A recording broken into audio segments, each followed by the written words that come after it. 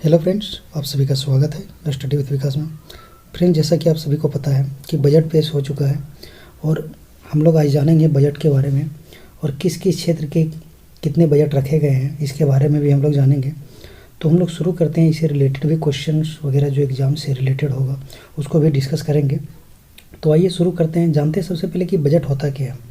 Friends, budget होता है 2022 से, अगर बजट के बारे में हम लोग जानें तो 2022 से अगले 2023 के बीच में जो खर्च करने के लिए धन हमारी सरकार संचित निधि से मांगती है, किसे संचित निधि से मांगती है उसे ही हम लोग क्या कहते हैं, तो बजट कहते हैं। संचित निधि हम लोग देखें तो आर्टिकल 266 में आपको मिलेगा। संचित निधि कहाँ मिलेगा? आर्टिकल 266 में मिलेगा। भारत सरकार को प्राप्त सभी राजस्व जैसे कि आयकर, निगम आयकर, सीमा शुल्क, उत्पादन शुल्क या फिर विदेशों से जो धन प्राप्त करती है वह संचित निधि में रहता है और इसी से राष्ट्रपति का वेतन भत्ता या राज्यसभा सभापति का, उपसभापति, लोकसभा अध्यक्ष का या सर्वोच्च न्यायालय न्यायाधीशों का वेतन भत्ता, पेंशन आदि वगैरह संचित निधि से ही दिया जाता है। ये आपको जानकारी के लिए याद रखना है, ठीक है। और हम लोग इससे रिलेटेड देख लें कि सर्वप्रथम जो बजट था 1955 की हम लोग देखें, बजट हम लोग देखें तो 1955 में पहली बार 1900 आपको याद रखना है, 1955 में पहली बार यह इंग्लिश ठीक है, इंग्लिश में छपता था, ठीक है, यानी कि अंग्रेजी में ही सिर्फ छपता था। कब? 1955 में, और मतलब 1955 तक। और 1956 में पहली बार यह हिंदी और इंग्लिश दोनों माध्यम में छपा था, ठीक है। 2016 तक फरवरी के आखिरी दिन बजट पेश हुआ था, लेकिन 2017 में 1 फरवरी से बजट पेश किया जाने लगा। जो आज इस बार भी जो हुआ 1 फरवरी को ही बजट पेश किया गया, यानी 1 फरवरी के बाद से ही।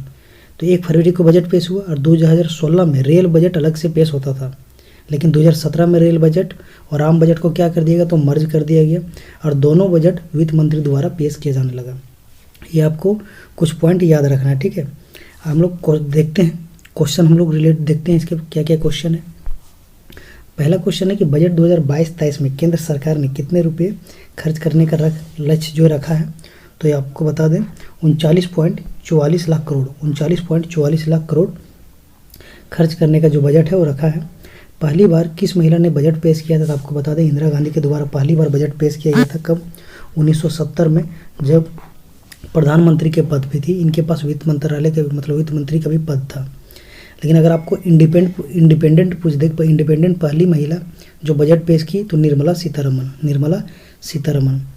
आगे देखते हैं, निर्मला सीतारमन के द्वारा पेश किया गया बजट में शामिल लोग थे, तो आपको बता दें इसमें जो शामिल लोग थे वो थे 5 लोग। कितने थे? 5 लोग शामिल थे। आइए देख लेते हैं कि कौन कौन से लोग थे जो शामिल थे, क्या क्या नाम है उनका। इनके टीम में जो शामिल थे मेंबर, इनके टीम में जो शामिल थे, पहला डॉक्टर टीवी सोमनाथन जो थे वो शामिल थे। ये आपको बता दें आईएएस ऑफिसर हैं, इकोनॉमिक्स से पढ़ाई की इन्होंने, इकोनॉमिक्स से आईएएस ऑफिसर है और इकोनॉमिक्स से इन्होंने पढ़ाई की है। दूसरा है तरुण बजाज। कौन है? तरुण बजाज जो है अभी वर्तमान में वित्त मंत्रालय के अंदर आर्थिक विभाग के सचिव हैं और इससे पहले ये 1988 बैच के हरियाणा कैडर के आईएएस अधिकारी रह चुके हैं। तीसरा जो है देवाशीष पांडा, ये भी वित्त मंत्रालय में वित्तीय सेवा विभाग में सचिव पद पर कार्यरत है और 1987 बैच के आईएएस ऑफिसर उत्तर प्रदेश के रह चुके हैं। अगला है अजय सेठ की हम लोग बात करें तो आर्थिक मामलों के सचिव के पद पर कार्यरत है। ये कर्नाटक कैडर के 1987 बैच के आईएएस ऑफिसर हैं, ठीक है। अगला है तुहिन कांत पांडे हम लोग देखें तो बजट टीम में विनिवेश और सार्वजनिक परिसंपत्ति प्रबंधन विभाग के सचिव हैं और यह जो है उड़ीसा कैडर के 1987 के आईएएस ऑफिसर हैं। ये आपको ध्यान में रखना है। आगे हम लोग देखते हैं क्वेश्चन कि बजट 2022-23 में केंद्र सरकार ने कितनी रकम का विनिवेश का लक्ष्य तय किया था, आपको बताते चलें। इसके जो लक्ष्य रखा गया वो 65,000 करोड़। कितना? 65,000 करोड़। अगला है बजट 2022-23 में क्या है? बजट 2022-23 में रक्षा मंत्रालय को कितनी रकम आवंटित की गई, मतलब रक्षा में जो बजट दिया गया है वो कितना दिया गया, तो आपको बता दें 5.25 लाख करोड़। कितना? 5.25 लाख करोड़। पिछली बार जो था वो था 4.78 लाख करोड़ रुपये पिछली बार था। और इसमें वोकल फॉर लोकल के तहत 68% की खरीदारी पहले यानी इस बार, और पहले जो था वो 58% की थी। आयात की जगह जो उपकरण होंगे वो देश में ही बनाए जाएंगे, इसमें बात इस पर फोकस किया गया है। और तीनों सेनाओं के लिए 5.25 लाख करोड़ रुपये का बजट इसमें दिया गया है। डिफेंस की हम लोग बात करें तो डिफेंस में सबसे ज़्यादा बजट जो अपने जीडीपी का खर्च करता है वर्ल्ड वाइड, वो अमेरिका है, संयुक्त राज्य अमेरिका, जो अपने टोटल जीडीपी का 3.7% जो है वो खर्च करता है। और इंडिया जो है अपने टोटल जीडीपी का 2.9% खर्च करता है। इंडिया जो है तीसरे नंबर पे है, दूसरे नंबर पे चाइना, पहले नंबर पे अमेरिका है, दूसरे में चाइना है और तीसरे में भारत है, जो अपने जीडीपी यानी सेना में जो सबसे ज़्यादा खर्च करते हैं पैसा। आगे क्वेश्चन है, वित्त मंत्री निर्मला सीतारमण ने बजट भाषण के दौरान कितने वर्षों के वक्त को अमृतकाल बताया। तो इसको बताते चले आपको हम, ये अगले 25 वर्ष, अगले 25 वर्ष को अमृतकाल बताया। उन्होंने आज़ादी के 76 वर्ष से 100 वर्ष के वक्त को अमृतकाल बताया। कितने? आज़ादी के 76 वर्ष से 100 वर्ष के बीच को क्या बताया? अमृतकाल बताया। किन्होंने? तो निर्मला सीतारमण ने। नेक्स्ट क्वेश्चन देखते हैं हम लोग, बजट 2022-23 का जीडीपी कितने प्रतिशत बढ़ने का अनुमान रहा, तो आपको बता दें 9.2%। कितना?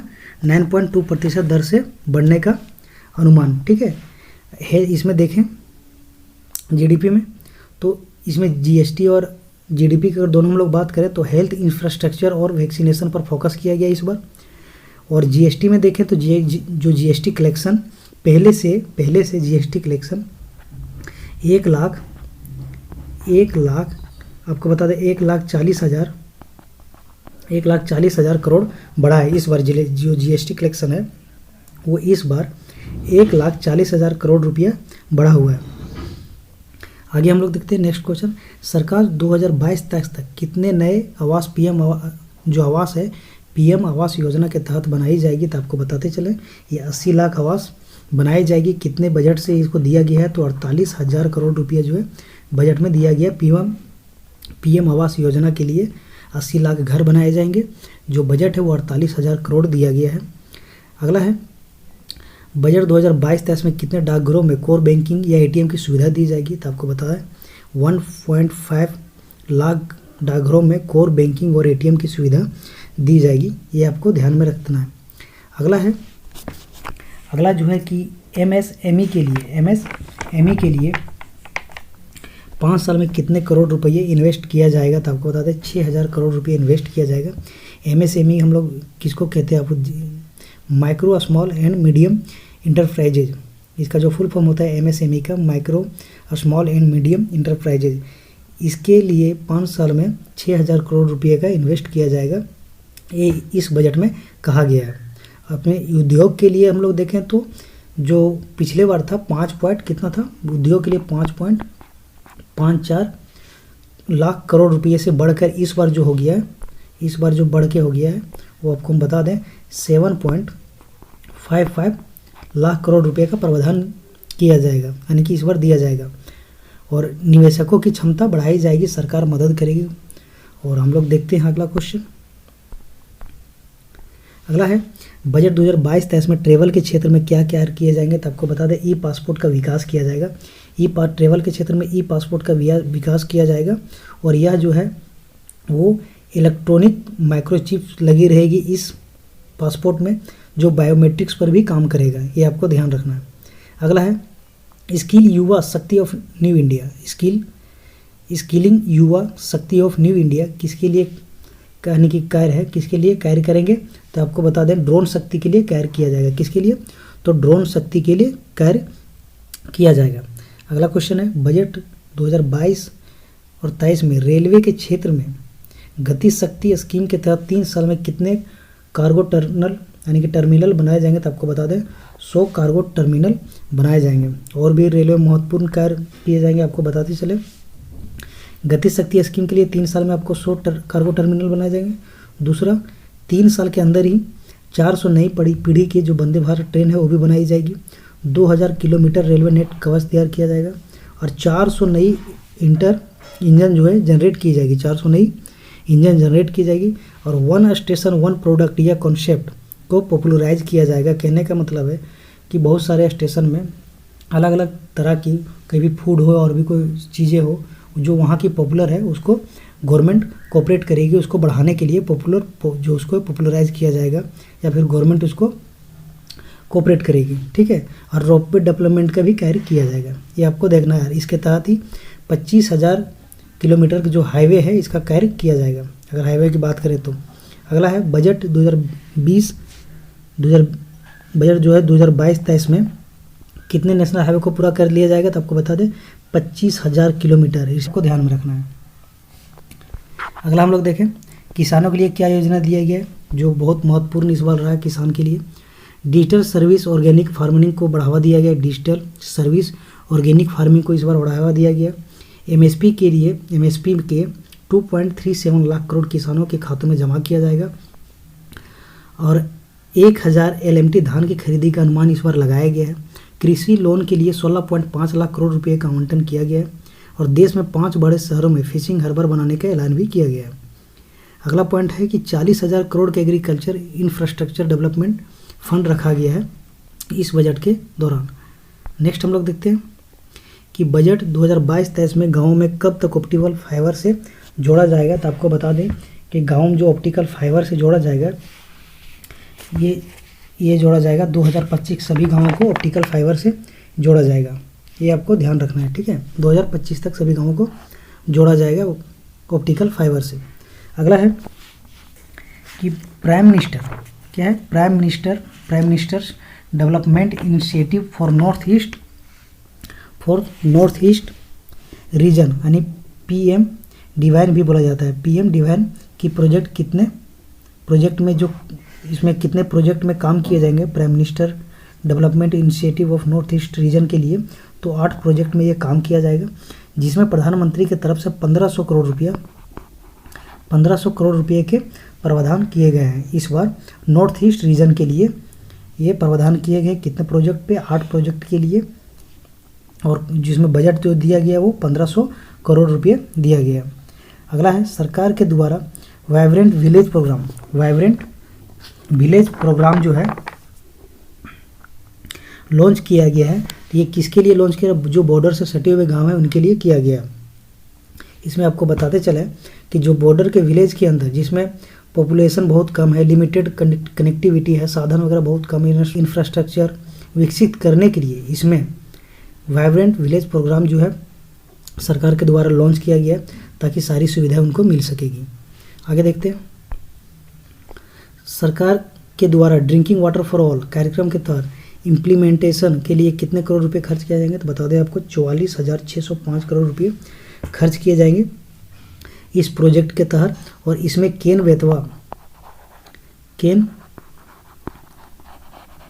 बेतवा लिंक प्रोजेक्ट पर खर्च किए जाएंगे, जिसमें से 9.08 लाख हेक्टेयर भूमि संचित हो जाएगी, इसमें लगेंगे, जिसके वजह से 62 लाख लोगों को पीने के लिए पानी उपलब्ध कराई जाएगी और 130 मेगावाट बिजली इससे पैदा की जाएगी। ये भी आपको ध्यान में रखना है। अगला क्वेश्चन देखते हैं हम लोग, बजट 2022-23 में सरकार द्वारा बैंकिंग के लिए क्या कार्य किए गए। तो बैंकिंग के लिए जो कार्य किया गया वो आपको हम बताते चलें कि राज्यों को 1 लाख करोड़ की अधिक मदद में की जाएगी। 2021-22 में कुल खर्च 37.7 लाख करोड़ रुपये होगा। इस रकम से राज्यों की इकोनॉमिक मजबूती बनेगी, इस बार बैंकिंग के लिए कहा गया है। और 75 डिजिटल बैंकिंग यूनिट, ठीक है, 75 digital banking unit in 75 district के अंदर यानी 75 डिस्ट्रिक्ट के अंदर विकसित करने का काम अमृत महोत्सव के ऊपर किया जाएगा। किसके ऊपर किया जाएगा, तो अमृत महोत्सव के अंदर किया जाएगा। 75 डिस्ट्रिक्ट जो है वो डिजिटल बैंकिंग से जोड़ने गए, ये भी आपको ध्यान में रखना है।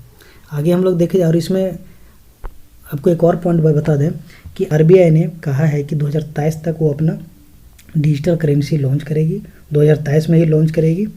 और ये जो काम करेगा, डिजिटल करेंसी जो काम करेगा वो आपको बता दें, इसमें जो तकनीक लगा रहेगा डिजिटल करेंसी में वो ब्लॉकचेन। कौन सा तकनीकी आपका इसमें यूज होगा? तो ब्लॉकचेन तकनीक इसमें यूज किया जाएगा। किसमें? डिजिटल करेंसी में। ऐसा आरबीआई ने कहा है कि 2023 में ही डिजिटल करेंसी लाएगी, ये आपको ध्यान रखना है। अब क्रिप्टो करेंसी होने वाली कमाई पर कितना?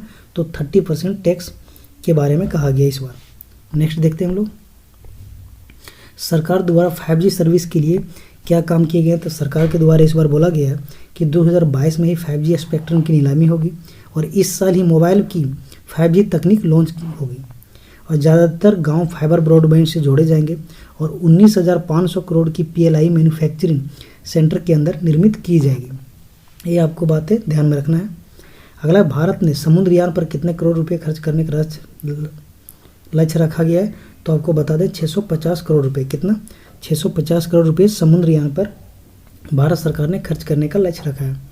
आगे देखते हैं हम लोग, कुछ पॉइंट है जो हम लोग देखते चलेंगे और बेसिक क्वेश्चन है जो एग्जाम में कई बार पूछे जाते हैं।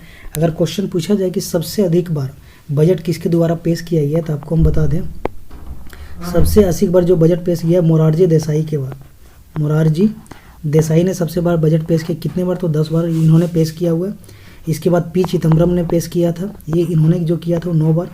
प्रणब मुखर्जी के द्वारा भी किया गया था। कितने बार? तो 9 बार भी इनके द्वारा किया गया था। मनमोहन सिंह के बारे में हम लोग देखें, मनमोहन सिंह के बारे में, तो मनमोहन सिंह के द्वारा 6 बार बजट पेश किया गया है। तो ये इंपॉर्टेंट क्वेश्चन है। जैसे मोरारजी देसाई, ये क्वेश्चन कई बार पूछा जाता है कि किसने सर्वाधिक बार बजट को पेश किया था। तो मोरारजी देसाई आपको याद रखना है 10 बार। दूसरे नंबर पे जो थे पी चिदम्बरम, दूसरे नंबर में जो थे पी चिदम्बरम, इन्होंने 9 बार किया था। और प्रणब मुखर्जी के द्वारा ही इनके द्वारा भी 9 बार बजट पेश किया जा चुका है। ये आपको बातों को ध्यान में रखना है क्योंकि बहुत बार क्वेश्चन पूछा जाता है। स्वास्थ्य के क्षेत्र में देखा जाए तो स्वास्थ्य के क्षेत्र में इस बार जो कार्य किए गए हैं वो कोरोना में मेंटल हेल्थ पर असर के पर फोकस किया गया है और टेली मेंटल हेल्थ प्रोग्राम में इसमें मदद मिलेगी। National digital health mission launch होगा इसी बजट के दौरान। तो ये थे इंपॉर्टेंट क्वेश्चन जो एग्ज़ाम में आने वाले एग्ज़ाम के लिए बहुत ज़रूरी है। तो आप इसे एक बार देख लें और अगर आप इस चैनल में नए हैं तो लाइक करें, सब्सक्राइब करें और शेयर करें।